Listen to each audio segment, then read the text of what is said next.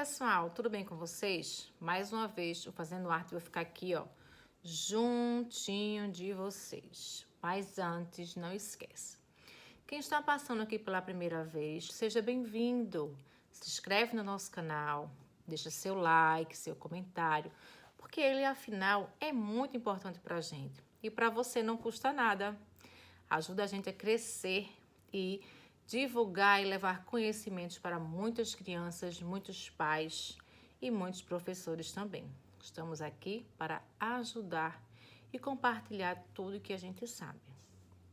Hoje, nós vamos dar continuidade à contação de história do livro Emília, no País da Gramática. E hoje nós vamos contar a história do capítulo 25, onde as crianças vão lá, ó, fazer um passeio no bairro da ortografia.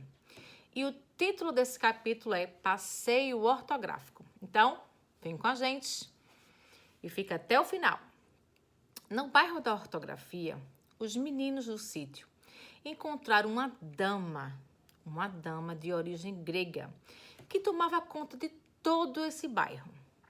Bom dia, minha senhora, disse o quindim, fazendo uma saudação de cabeça muito desajeitada. Trago aqui, sobretudo, no meu lombo, 2 meninos e uma boneca, que desejam conhecer a vida deste bairro. Às ordens, exclamou a dama grega. Desçam e venham ver como lido com as letras, na formação escrita das palavras. Os meninos desceram pela escadinha, eles desceram pela escadinha de corda que tem lá no lombo do quindim e rodearam-na. Emília, lambetissimamente, tomou-lhe a bênção. Deus te abençoe, bonequinha, disse a dama da ortografia, sorrindo para ela. Por onde começar? Narizinho teve a ideia de inquirir por motivo ela se chamava ortografia. Por que motivo ela se chamava ortografia? Meu nome é grego e formado de 2 palavras gregas, orto e grafia. Orto quer dizer correta e grafia quer dizer escrita. Sou, portanto, a escrita correta ou a que ensina a escrever corretamente. Pois a senhora precisa trabalhar muito, disse a Emília, porque a maior parte das pessoas ainda não sabe escrever na regra. Eu mesma, que sou marquesa, erro às vezes. Essa bonequinha, hein? Marquesa? Repetiu a ortografia admirada. Marquesa de quê? Marquesa de Rabicó, né? Para servir, minha senhora, respondeu a Emília, de mãos na cintura e queixo erguido, toda orgulhosa e cheia de si.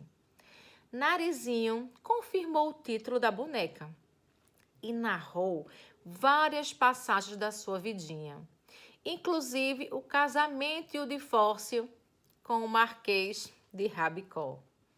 A ortografia espantou-se grandemente de tais prodígios. Em seguida, falou da sua vida ali. Antigamente, o sistema de escrever as palavras era o sistema etimológico, o qual mandava escrevê-las de acordo com a origem. Isso trazia muitas complicações e dificuldades. Por esse sistema, a palavra cisma, por exemplo, escrevia-se cisma, começando com S, S-C-I-S-M-A, com uma letra inútil, uma letra muito inútil, mas justificava pela sua origem. A palavra tísica se escrevia tísica. Veja que complicado. Vai aparecer aí, ó, no vídeo, o nomezinho dela escrita. P-H-T-H-I-S-I-C-A. Vejam que complicado, mas por conta da origem, né, teria que ser assim. Com 3 letras também inúteis. Sempre, como eu já disse, por causa da origem. Ditongo escrevia-se ditongo, mas veja que complicado. Também vai aparecer aqui para você ver, ó. D-I-P-H-T-H-O-N-G-O. De modo que havia uma enorme trabalheira entre os homens para decorar a forma das palavras. E uma trabalheira, diga-se de passagem, uma trabalheira inútil, porque ninguém ganhava coisa alguma com isso. Por isso que antigamente as pessoas não conseguiam escrever direito, porque as regras eram ainda mais difíceis. Diz aí pra gente, você acha as regras gramaticais da nossa língua portuguesa difícil? Imagina como não era antigamente, hein? Ai, ai, ai, muito difícil. Só os tipógrafos, lembrou o Narizinho. Esses engordavam. Sim, só os tipógrafos, confirmou a ortografia. Todos os mais perdiam tempo e fósforo cerebral. Em consequência disso, ergueu-se um movimento para mudar, para acabar com a ortografia etimológica e pôr em lugar delas outras mais fonéticas, isto é, que só conservasse as palavras, as letras que se pronunciava. Esse movimento venceu. Afinal, ele venceu. E, com isso, acabou sendo sancionado por um decreto do governo, depois de muitos, mas muitos estudos, pela Academia Brasileira de Letras. Viva! Eles venceram. Quer dizer agora que ninguém mais erra? Disse Pedrinho. Está muito enganado, meu filho. Há regras que têm que ser seguidas. E os que se afastarem dessas regras, eles erram. Sempre vai haver regras, mas agora um pouco menos difícil. Mas tudo se torna muito mais simples e lógico. Eu gostei dessa mudança, confesso. Mas a minha amiga, a velha ortografia etimológica, está furiosíssima. Ela não se conforma com a simplificação das palavras. A dama grega levou os meninos para sua casa, onde havia uma bela coleção de letras e sinais gráficos. As letras vocês já conhecem, não é? Disse ela. São as do alfabeto, as letrinhas do alfabeto. Deste lado, eu tenho as letras maiúsculas e daquele outro, eu tenho as letras minúsculas. Aqui nesta gaveta, eu guardo os acentos e outros sinais. Quando é que a senhora emprega a letra maiúscula? Perguntou o Pedrinho. Ponho em maiúscula todas as primeiras letras das palavras que abrem os períodos. E também eu escrevo as letras maiúsculas a primeira letra de todos os nomes próprios. Só isso? Perguntou a Narizinho.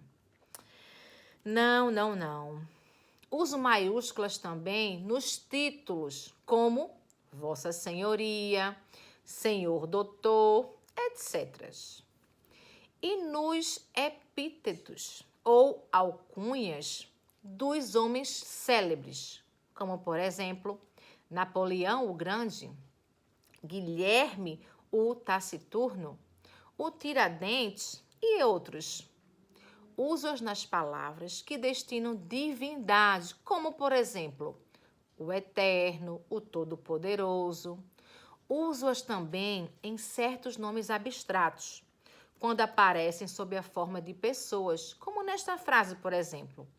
O monstro vinha escoltado pela ira, pela traição e pelo ciúme.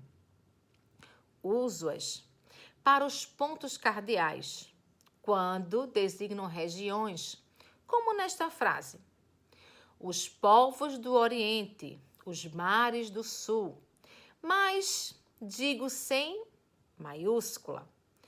O Oriente da China, porque aqui o Oriente ele significa apenas uma direção geográfica.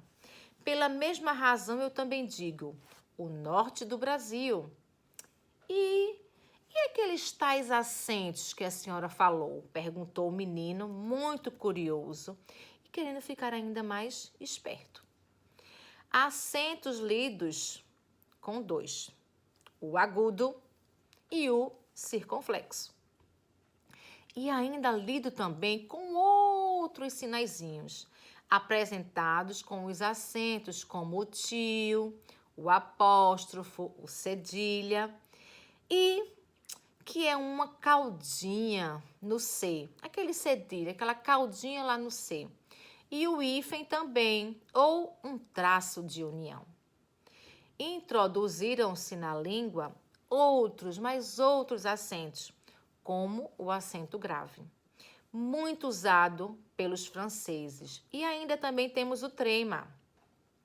Sou contra isso. Quanto menos acento houver numa língua, né? Quanto menos acento houver, muito melhor. A língua inglesa, por exemplo, é a mais rica de todas. Não se utiliza nenhum acento. Os ingleses, eles são homens práticos, muito práticos. Não perde tempo em enfeitar as palavras, como bolos, troquinhas dispensáveis. Muito bem, disse a Emília, que tinha gana em acentos. Gosto de ouvir uma grande dama como a senhora falar assim, porque é exatamente como eu penso. Essas pulgas só servem para nos tomar tempo. Acho que só devem ser usadas quando forem necessários para evitar confusão. Hoje escreve-se ele e a com acentos. Eu acho, desnecessário. Desnecessário porque com ou sem acentos só há um jeito de pronunciar essas palavras. E as letras? Por favor, fale das letras. Entre as letras, continuou a senhora ortografia a explicar, uma das mais curiosas é a letra H. O danadinho por si só não tem som nenhum, mas ligado a outras letras, ele produz sons especiais. No começo de uma palavra, é o mesmo que não existir. Em homem, hoje, haver, por exemplo, tanto faz existir o H ou não existir, porque o som é o mesmo. Então, por que continua este H nessas palavras? Perguntou o menininho danadinho do Pedrinho, muito curioso. E a dona ortografia continuou a explicar. Porque elas são filhas de palavras latinas, que também se escreviam com H. E todo mundo está super, mas super acostumado. Se fôssemos escrever ordem, haveria um berreiro de protesto. Mas quando o H se liga ao C, ele chia que nem pingo d'água, nem chapa de fogão. Quando a gente joga uma aguinha na chapa de fogão, faz shhh. É esse som quando o H se liga ao C. Como, por exemplo, machado, achar, chá, China. Já deu para perceber, né? O chiadinho. E se liga com um L. Quando ele está ligadinho com um L ou com um N, produz um som que os gramáticos chamam palatal, como nas palavras alho, trilho, cunha, vinho. Na antiga ortografia, também se ligava ao P. Ao P? Estranho, não é? para dar um som igual ao F. Como, por exemplo, fósforo, filósofo, fantasia. Emília, Emília ficou muito tempo de prosa com a dama grega. Mas, muita atenção. Quando o nosso querido Monteiro Lobato escreveu este livro, ele ainda se escrevia com acento. Muito espertos nisso. Porque, por ela, soube que a senhora ortografia etimológica tinha residência num bairro próximo, onde todas as palavras continuavam a trajar pelo sistema antigo. Que engraçado, não é mesmo? A ortografia etimológica entristeceu-se lá, furiosa da vida, e não admite que ninguém toque na vestimenta das suas palavras. Essa boa velha sustenta as modas antigas. Ela sustenta lá, ó, no bairro dela, né? Palavras que vieram do latim com letras dobradas. Ela as conserva direitinhas. Ela não admite mudanças. A boba, bobinha ela, exclamou a Emília com toda a irreverência. Se tudo na vida muda, não é mesmo? Por que as palavras não haviam de mudar? Eu até mudo. Até eu mudo. Quantas vezes não mudei essa carinha que a senhora está vendo? Mudo de cara como? Indagou a dona Ortografia, franzindo a testa. Você muda de cara como? Porque de cara a gente não pode mudar, né? Sei lá, mudo. Ou antes elas mudam a minha cara. Quem são elas? Esses danadinhos que desenham a minha figurinha nos livros. Cada qual me faz de um jeito. E houve um tal que me fez tão feia, mas tão feia, que piquei o livro em 1000 pedacinhos. Pois é uma grande inveja, declarou a dama, uma grande inveja, uma grande injustiça isso. Na minha opinião, você é uma bonequinha encantadora. E sabe que sou um pouquinho, um pocinho de it, acrescentou a Emília, piscando. Narizinho puxou-a por um braço. Era demais aquele assanhamento dela, muito assanhadinha, não acham? Já queria dizer que contar, explicar lá para a dona senhora grega, o pocinho do it dela. Muito assanhada essa menininha, não é mesmo? E aí, conta pra gente. Gostaram desse capítulo, do capítulo 25? Deixa aí seus comentários, tá bom? Deixa seu like, o que você está achando dessa série maravilhosa do livro Emília no País da Gramática. Um beijo grande e até o próximo capítulo.